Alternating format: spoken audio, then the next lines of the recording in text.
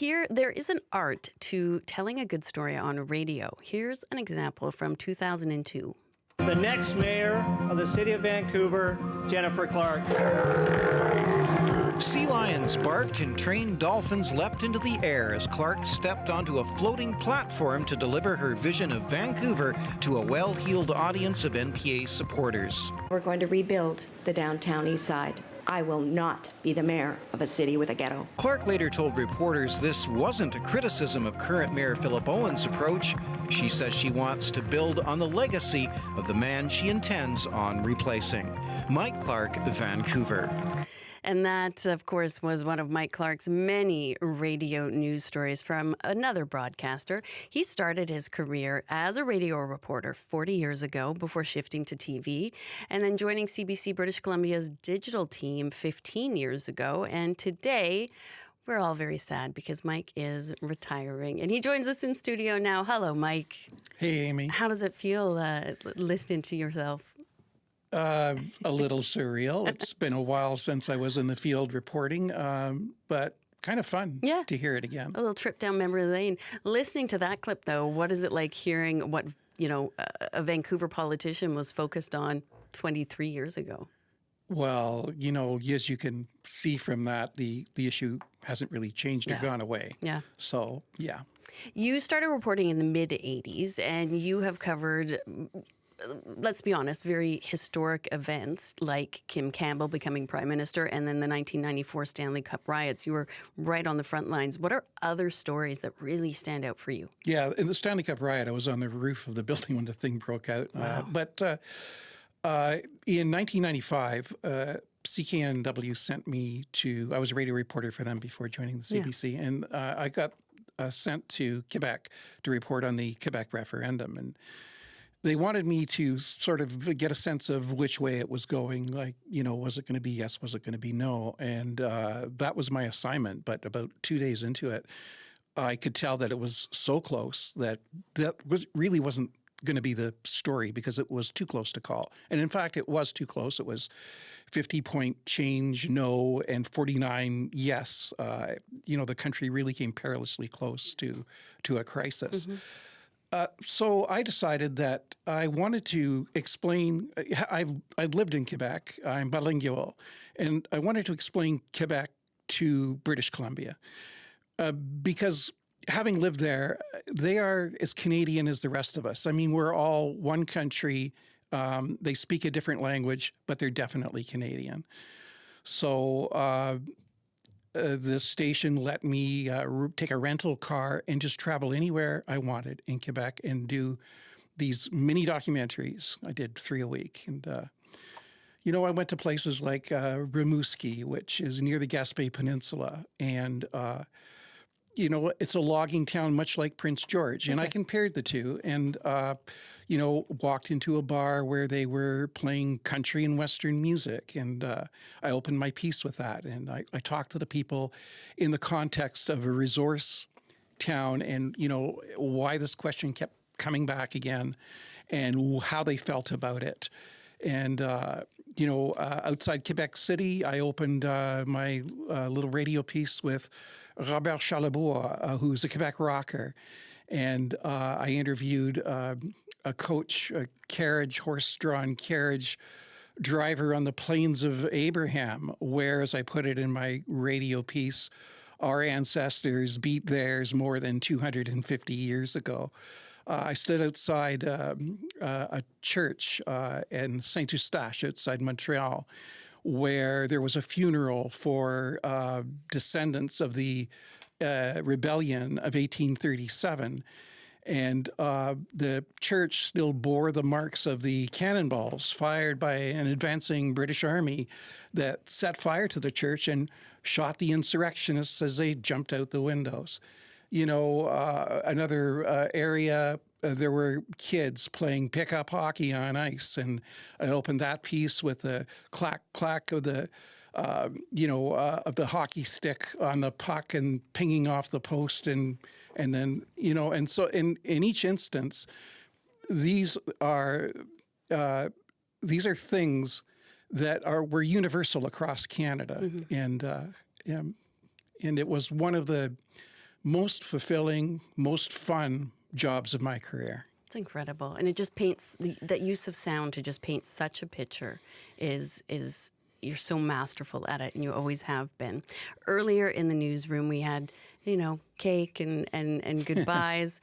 But what was most important was how we heard how over your career you've taught and mentored so many people who now work here at the CBC, including Stephen Quinn and Justin McElroy. We also got a note from one of them, Peg Fong, who used to work in our newsroom and is a journalism instructor at Langara College. And she writes, I first met Mike in the early 90s as we were both covering Knights and the Park Board. That's right. He was with CKNW, I was at the Vancouver Sun, and there was a new upstart reporter named Stephen Quinn.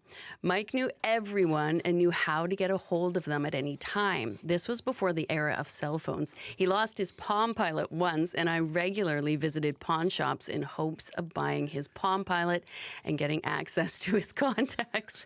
He is an amazing reporter, a wonderful mentor to so many, and the most collegial of colleagues. Happy retirement, Mike. Well earned. What kind of memories does that spark?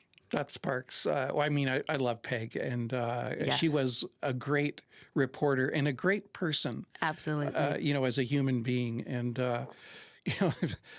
what she doesn't mention there is that on that first meeting, I was backing up the NW Cruiser and I nearly ran her over in the parking lot. But as far as the contacts goes, when I graduated, or while I was going to BCIT before graduation, one of the instructors told me that in a breaking news situation, what you needed was to have the numbers of people that you could phone immediately. And so I made it my mission, and I was a night reporter, so you didn't really call people at the office. And anytime I went anywhere, or at a news conference, I would ask people for their home numbers. And I did it so diligently that I built up a contact book, and I had people at my fingertips willing to talk to me. And she's right. When I lost the Palm Pilot, I had all my contacts in there, and she wasn't the only one that went looking for them. It's like finding a pot of gold, honestly, for reporters. For reporters. What has guided you, though? You've guided so many, but what has guided you through your career in journalism? I taught BC media law at BCIT, and besides that, you get a chance to talk to the young reporters coming up, and I told them something that I first learned from George Garrett, who's a legendary reporter in this town. And he once told me, and he would get a ton of stories talking to people. And he once told me, Mike, you catch more flies with honey than you do with vinegar. And I was naturally inclined in that way anyway, but it really struck me. And I used to tell the young reporters that, because it was the era of, hard-hitting journalism and people's feet were being held to the fire, that kind of thing. And I used to tell them, I said, you can ask difficult, tough questions and you don't have to be a jerk about it. And you can still nail people down and hold them accountable, but you can do it in a civil manner. And you'll actually get better stuff that way. Yeah. And you won't burn people either. So, yeah. No, words to live by. When you joined CBC, the web team, so 15 years ago, like pretty much everyone else, you had to learn on the job a new way of producing and sharing news. Just an incredibly, I don't want to say difficult, but so many moving parts, so much to learn so quickly. What has it been like compared to, the previous 25 years? What has this last 15 going through the web been like for your career? It's been very rewarding. Radio stories are fun, and as you heard, it's nice to produce a piece with sound and really take people there. But once it's aired, it's gone. And the thing that I loved about web was its permanence. And I started off as a writer, but I've been in this business 40 years now, and 25 then, and I moved into copy editing because it was just a great way to use my news experience, helping other writers put their pieces together, and holding them to account when they were short on facts or things weren't supported, so that what we put up on the web, was solid journalism, and that was that's been very rewarding for me. And in 2016, the team voted an award a Grierson after legendary CBC's David Grierson, and that was incredible mentor to so many.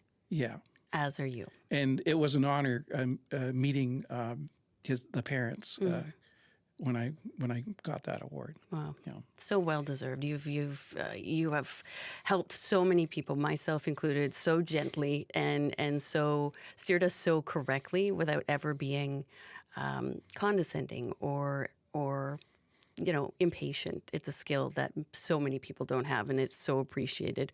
What are you going to do now, though, in your retirement? Well, that's a good question. I have a lot of hobbies, and Good. I'll be able to spend more time doing them. I'm an amateur astronomer. I have a large 8-inch Schmidt-Cassegrain reflecting telescope, so I'll be out there doing more of that.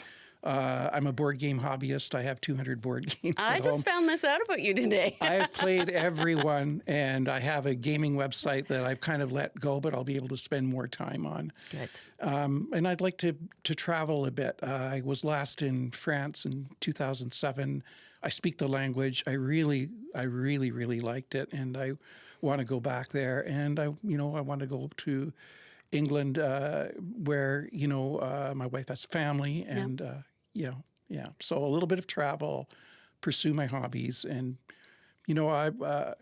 I've never not worked since I was 15 years old, so I'll take a bit of a break and relax for a bit too. You deserve a much more than a little break to relax, but best of luck. You are going to be so missed, but you will always be so appreciated. Thank you for everything you've done. Hey, thank you. I know we heard in the clip, but do you want to perhaps sign off one last time? Okay.